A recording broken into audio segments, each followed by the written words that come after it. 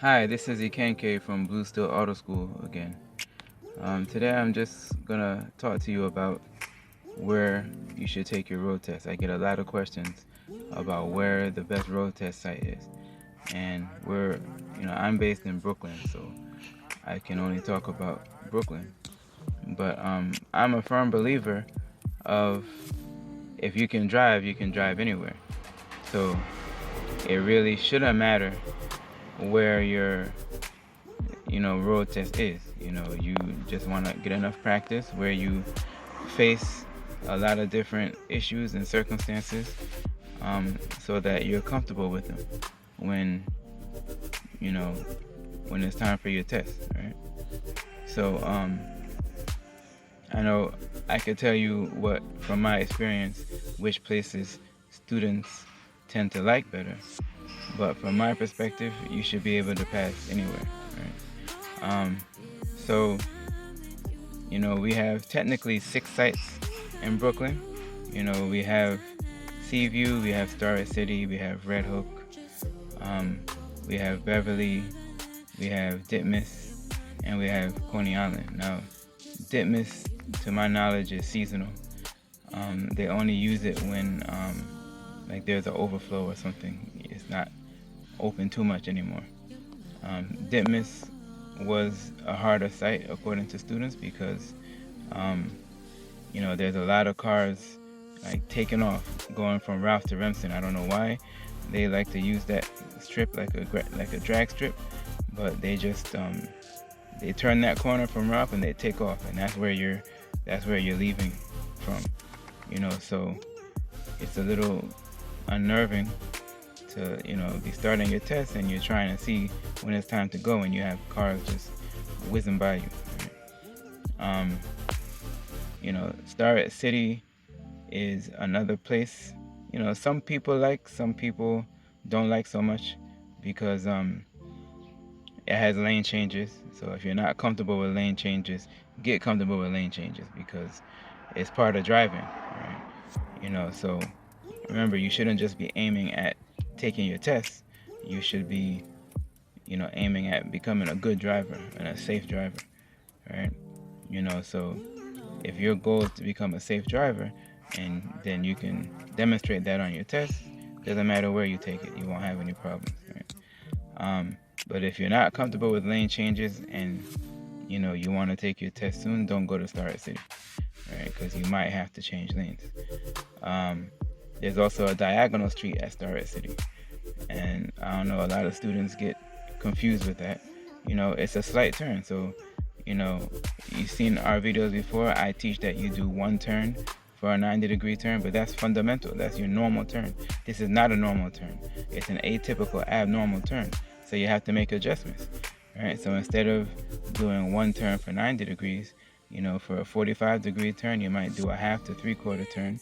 Like, everything else should be the same, right? You should slow down, line up, and turn the wheel, and then just turn as much as you need to get the car to aim where you want it to aim. And before the car is straight, you bring it back, right? You start bringing it back, and you finish centering the wheel when it's straight. Right? That's it. That's how you handle every turn. If it's a slight turn, you turn less. If it's a sharp turn, you turn more. And then there's a stop sign right at the end at Starrett City. And some people, a lot of students actually fail their test right there for whatever reason. Even though I warn them about it when we're going there, they go right through the stop sign, and that's an automatic fail. There's no second chances. Oh, he or she could have let it go. No, that's the stop sign you ran through, which could cause a serious accident. So you have to, pay attention to that. So those are some of the biggest issues at Starrett City.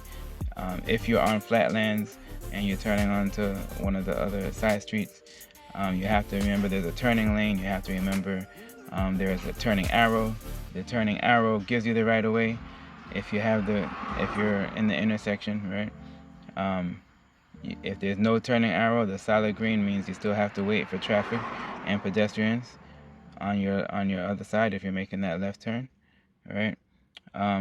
So you just have to pay attention to the lights, right? If there's a turning bay and you're turning, you have to use the turning bay. You can't turn from a straight lane and you can't go straight in a turning lane. Right? It shouldn't be rocket science, right? So those are some things to be aware of at Starrett City. They do have some areas around the PJs where the cars are not parked normally like this. They're parked outwards like this. So they're parked long ways. So you just need to adjust and go out a little bit further. If you're making that turn, go out enough to avoid the car. You don't want to get too close to the car. If the examiner feels you're too close to the car, they're going to probably hit the brake or reach for the wheel. And once they do that, the test is over. Right? So you just want to make sure you understand that.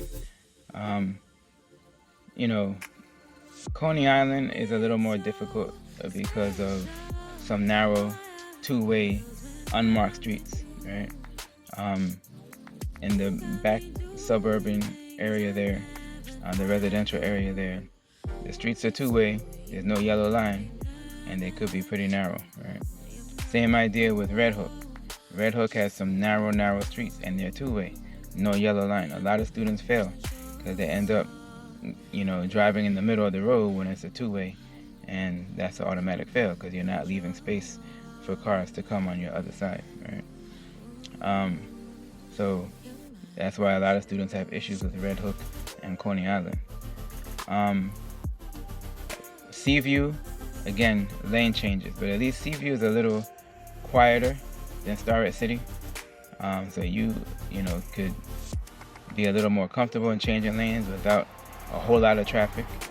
So Seaview has less traffic than Starrett City.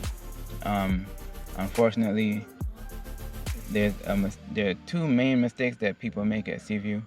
One of them is when the examiner asks them to make a left turn, they do a U-turn. Now remember, a regular U-turn is not part of the test. And when you're doing your lessons, your instructor doesn't teach you how to do a regular U-turn. They teach you how to do a broken U-turn, which is the same as a K-turn or a three-point turn, but not a U-turn. So remember, when they ask you to make a left turn, they literally mean a left turn. They mean you go up and you turn left and you go, right? Not a U-turn, right?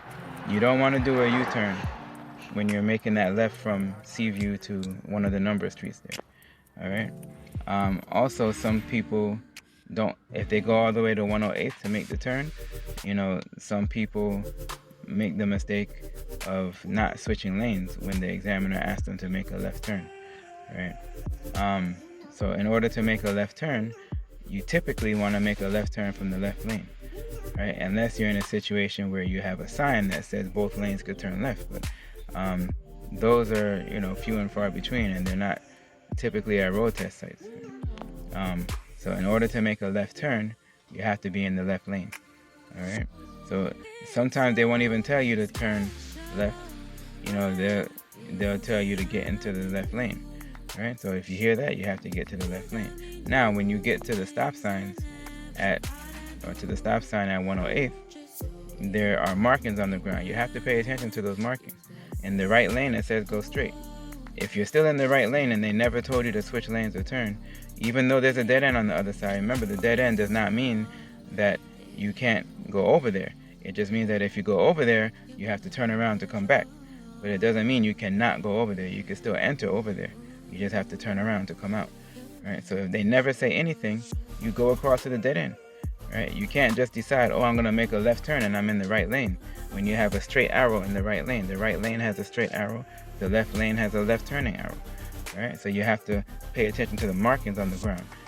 Some of them are testing for that. They're looking to see if you're paying attention, so they purposely won't tell you, what to do, because they expect you to read the markings and make the right decision, right? If you're in the left lane, even if they don't tell you to turn, there's a turning arrow in the left lane. So if there's a turning arrow in the left lane, you have to turn. You remember, like I said, you can't go straight in a turning lane, right? So even if they don't tell you to turn at that particular intersection, you have to turn. Same idea with 105th, right? You just have to be careful if you make that turn at 105th, and make sure you're watching for traffic coming, because the parked cars will block your view.